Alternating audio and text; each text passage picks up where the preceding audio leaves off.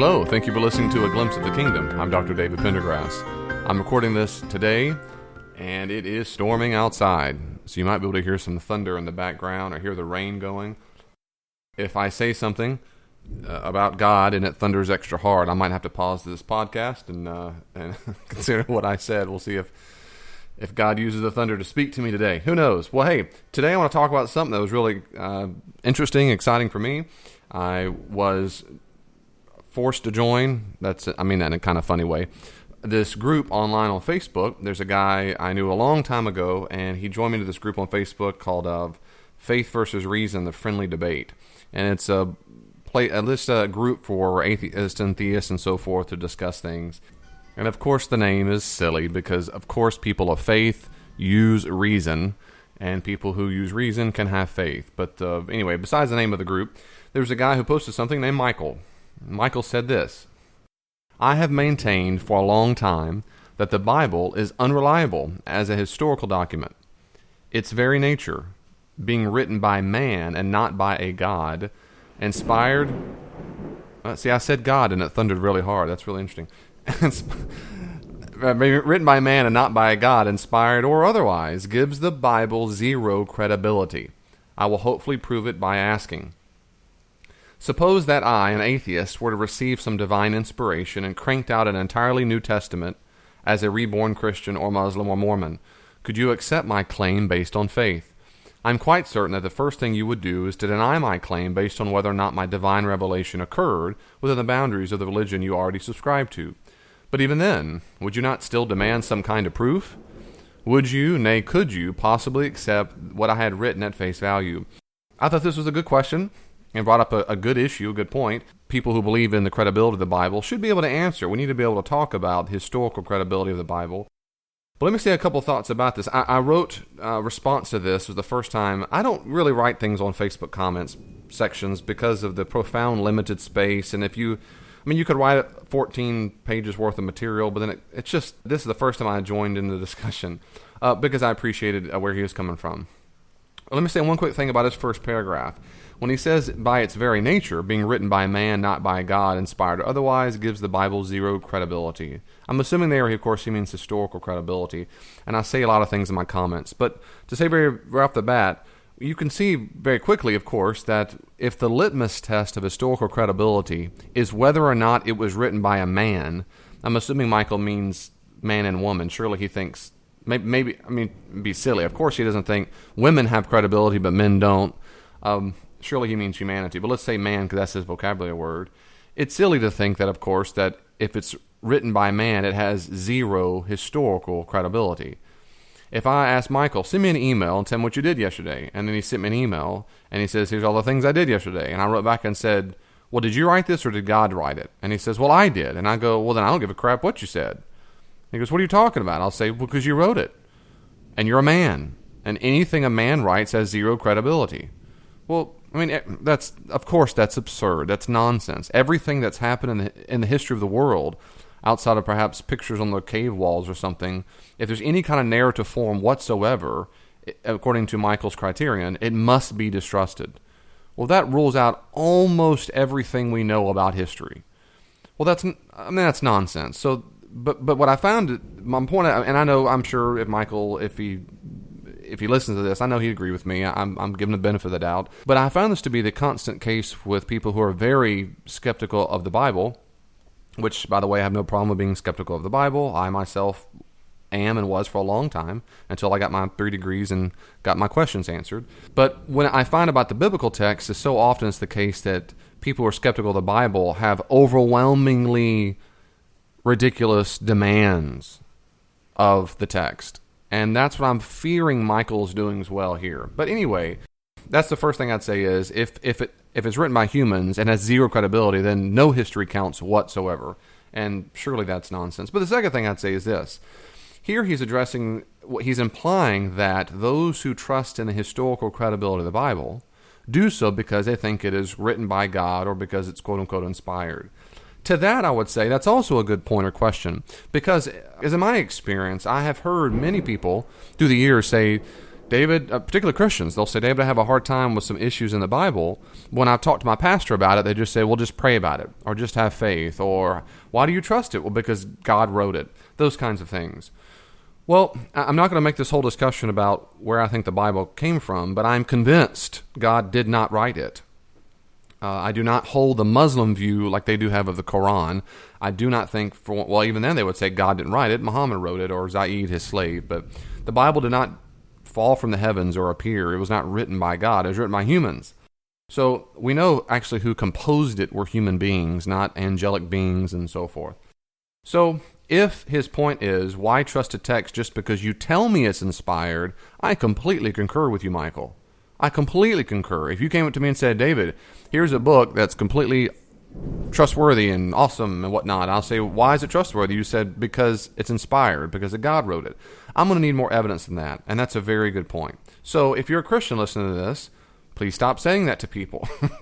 Please stop saying that we know it's reliable because God wrote it. One, because most Christians on the planet don't believe that. Two, because that doesn't make it historically credible. There are other ways to demonstrate something is historically credible besides saying that God wrote it. That's why historians around the world who study the Bible, when they know it's historically reliable, they don't say, I know it because God wrote it. There's other much more nuanced and powerful arguments for the text to be historically reliable, and it's the same kind of criteria they use for all ancient documents that any historian examines. I said things like that in my comment, and then Michael said, you seem like a person I would like to have a discussion with, which to me is a huge win, because I do my very best to be a person who want to have this conversation with. And Christians, by the way, if you're talking to non-Christians and they have questions, if questions make you very scared, a lot of times anxiety causes you to come across more like a punk than like Jesus. So do your best to make sure anxiety is handled and processed so that when you talk to a person, you're doing your best not to come across as a punk. Of course, we can't control how a person perceives us, but we do our very best job. Anyway, so that was cool that he thought that he wanted to have a conversation with me. Then he said he was preparing for Catholic seminary, but he read the Bible, it had more questions. It led to more, as he said, non-answers that led to more questions and so forth. And I appreciate that, and I was very sad to hear that because I understand having questions. I almost left the faith twice in my master's degree, and praise God, I had professors in my life who gave me answers, and they sent me to read really good authors who answered the questions I had. And it took me a long time to get to the bottom of all the questions I had. So it's very unfortunate that Michael didn't have those resources in his life to, maybe he did and whatever, but according to what he's saying, he didn't get the answers he wanted. And that's unfortunate. I hope he continues to search and finds the answers that he needs. I also said a few other things about the text. He said he wanted to have more evidence within the text for evidence, and more evidence within the Bible that it is trustworthy. That's what I meant to say. And I said, well, that's something I can't do. It's impossible. So that is to say, to provide extra biblical corroboration of the biblical text within the text, it's impossible. So to get corroboration, you need to go beyond the text, such as archaeology, numismatics. Numismatics is when you study coins, of course, literature, and other outside sources. So again, there are really good scholarly finds on this issue. Unfortunately, scholars find things like this all the time. There have been thousands and thousands recorded the last 100 years or so, but a lot of it doesn't make it out to popular level literature. You have to read scholarship to really see it and appreciate the impact it has. You still can read some books on it, and I could recommend several books. If you email me or send me on Twitter, I can happily send you references to books, that overview of different things that have shed light on the biblical text. Now, I told Michael something I want to make sure I make it clear here is, I'm not suggesting that everything in the biblical text is corroborated. It's not. Since much of the biblical text is narrative with dialogue, there's no way to corroborate it. There's just no way to corroborate it. Now, you can assume that it's all lies, it's all made up. You can assume it's all true, but it is an assumption either way. All we have is the text when it comes to the narrative, and very little narrative at all is corroborated in the ancient world. That's just how it worked. Nor am I suggesting that all the evidence that we find in archaeology and numismatics and so forth demonstrates or corroborates the biblical text. It doesn't. Sometimes it suggests something different from the text. For example, when you read Joshua and Judges and so forth, and they're coming into the land to conquest, archaeological evidence doesn't demonstrate a massive battle scene and so forth. Well, I mean, that's debated, but so some things that creates a little difficulty. So just because we have extra biblical sources doesn't mean it always jives perfectly. But what we do find is overwhelmingly it is the case that evidence corroborates. It does not disconfirm. That is, the more we find in general, the more it confirms what the biblical text says. I can think of multiple examples. One, right off the top of my head, for a long, long time, in John's Gospel, Jesus walks upon a man at the pool of Siloam, and he asks the man, "Do you want to be made well?" And the guy says, "Sure." And Jesus makes him well, and he goes off, and he can see again, and gets Jesus in trouble and so forth.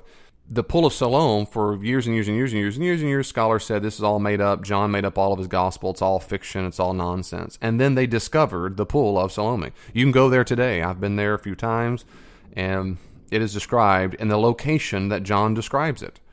So these kind of discoveries are found all the time. Evidences of King David. Everyone forever, scholarship thought that it was make-believe, and David was epitomist. That is to say, he almost represented a nation group, but he wasn't a real historical character. But we have found all kinds of historical evidence to demonstrate he was a real guy. I mean, this goes on and on and on. So there's all kinds of confirmations like that. Michael's response to me was a good response, but there's also, again, a problem in his reasoning, but I want to point that out here in a second. He says some kind things about me, which is nice. I sure appreciate that. Then he said, having said that, here's the problem. Now, this is Michael. Michael says, here's the problem I have with this kind of evidence. It's no surprise to me that in such an era, when people did finally start writing things down, that they were going to address factual events even in works out fiction. I guess he meant works of fiction. But from where I'm standing, this is no different than submitting that Spider-Man comics are true because they take place in New York, a real city, or that Captain America was real because we know that the World War II actually occurred. It's part of the old adage, every lie has within it a grain of truth. Now, let me pause here for a second. There's a massive assumption that, Michael, that you're making that you need to demonstrate by evidence. You need to demonstrate that, at minimum, the 66 books. Remember, the Bible is not a book. The Bible is a library of books. And the Protestant canon, or the Protestant collection of the Bible, is 66 different books. So even though you use the word Bible in your comments a lot, you need to make sure you understand that the Bible is not a book. So what you need to demonstrate is that all 66 books, at minimum, okay, if you had the Orthodox canon or the Roman Catholic canon or the Eastern Orthodox canon, Ethiopian canon, you have additional books. You have additional books beyond 66. So you need to demonstrate that every single biblical text, all 66 at minimum, are in fact fictional. That is to say, you are assuming they're fictional, but you need to demonstrate they're fictional. And that's the chief problem in your analogy. I absolutely concur with you that if the biblical texts are meant to be fiction, and they have historically known events or persons, it doesn't mean they're all historically reliable. Completely concur with you. And your analogy is sound. I don't read Spider-Man and think it is overall and historically, that every point is historically true. Now, Captain America, there was a World War II. There could be a whole lot of facts in Captain America that are true. They could talk about Hitler, D-Day, all kinds of things that are in fact true. But it doesn't mean Captain America existed and so forth. Now, the reason why I know right off the bat that the analogy breaks down is because no biblical text is a comic book. No biblical text is an historical fiction. Now, David, how do you know that? Well, I'm not assuming it. I'm not assuming it because it's inspired, divine. I haven't used that word one time. The reason why scholars do not consider any of the biblical text an historical fiction is because of the genre. When any scholar of any historical document is trying to understand or interpret it, the first thing they do, outside of dating the manuscripts right away, is they try to determine what kind of genre is. Genre, of course, is a French word for literary type. And the way they do that is, and the way we still do it today, whether you're talking about Shakespeare, you're talking about a French poetry piece, or you're talking about an ancient cosmogony from Sumerians. What they do is they read all of the literature from the time period and they look for particular traits. They put these traits together and form themes. For example, you might have a cosmogony or an origin story of the created order. It looks and smells, as it were, like a cosmogony. It is nondescript in its time. It won't say, usually it does not say, in the king of Uzziah. It'll say basically kind of back then, before there was blank, blank, blank. It's a timeless era. And there are all kinds of features about origins, where the gods come from, where humans come from, the purpose of earth, the purpose of animals, and so forth. And so scholars determine genre very quickly. Usually fairly quickly. And through the years, what has happened in all fields of literature is we've discovered the genre that people do, in fact, write in genre. We still do it today. No rational person picks up the newspaper if you know the newspaper genre well. You don't pick sports. You don't read the sports section like you do the weather patterns. And then you read the editorial, and there's a box with an elephant and a donkey, and they're talking, and they go, they're just stupid. Animals don't talk at all. Everyone understands that's a satire and it represents Republican or Democrat. So we switch genre mindsets easily. No one reads a cookbook like they do the newspaper. No one reads Stephen King like they do a Winston Churchill biography. The point is, we understand genre, and scholars do the same thing with ancient literature. So what you need to demonstrate is that any of the 66 books in the biblical text are in fact like a comic book. And if you can do that, you need to write about it. I've said nothing sarcastic this whole time. I don't mean it now. You need to write about it, because in my 12 years of higher education, I have never read or heard about a scholar who's ever said that it made a compelling argument for that. There are scholars who suggest that Jonah, the book of Jonah, is something like a novella or a fiction. Some suggest that for Job as well. And there are problems with that. So there are people who suggest that, and maybe there are a couple books you get a leeway on, or not leeway is not the right word. You might find some scholars who agree with you, but not some. I mean, that's more of a mainstream view. But on a mainstream level, you're not going to find many scholars around the world who think wholesale all of the biblical text are like comic books. And Lord knows nobody's going to say that the Gospels are like the comic books. No one will say that, by far. If you interviewed 1,000 New Testament scholars on the planet, 990 of them will argue that the Gospels are an ancient form of bios, which is the word they use for life. It's like a biography, but it's an ancient kind of biography. Now, under that biography, they have certain subcategories. But no one will argue, even the best skeptics will not say that it's all wholesale make-believe or it's like Spider-Man. What they'll say is that there are a whole lot of factual elements, but some things have been made up. Now, about 100 years ago, Michael, German scholars in particular were very keen to say a lot of it's made up. And I don't have time now, but they had reasons for that. But in general, today, most continental scholarship will not support that claim at all for a whole host of reasons. The chief one is this: Jews are not a myth-writing kind of people. We just don't have evidence that they like to make up fictions. We just don't have evidence for that. And if the evidence that we have at best is it's little.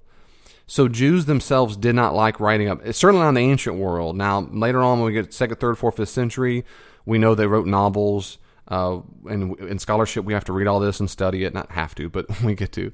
All that to say, they just don't seem to be a myth-writing, comic book kind of writing kind of people.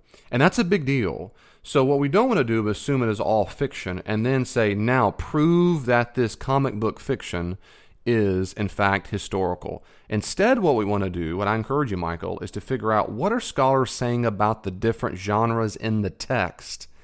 Then ask the question, is this historically reliable? Then you're going to get a really good, solid, informed answers. I'm not done. That's just part one. I want to come back and finish a few more thoughts on what in my discussion here online on Facebook with Michael. And if you have any questions or comments, reach out to me at Dr. D. Pendergrass, and I would love to chat with you. God bless you. See you next time. Part 2. Thank you so much for listening to A Glimpse of the Kingdom. If you want to listen to more, go to my website, davidpendergrass.com, and look at one of the tabs that says podcast. If you click that, it'll take you straight to my podcast on iTunes, or you can search for it on iTunes if you want to, A Glimpse of the Kingdom.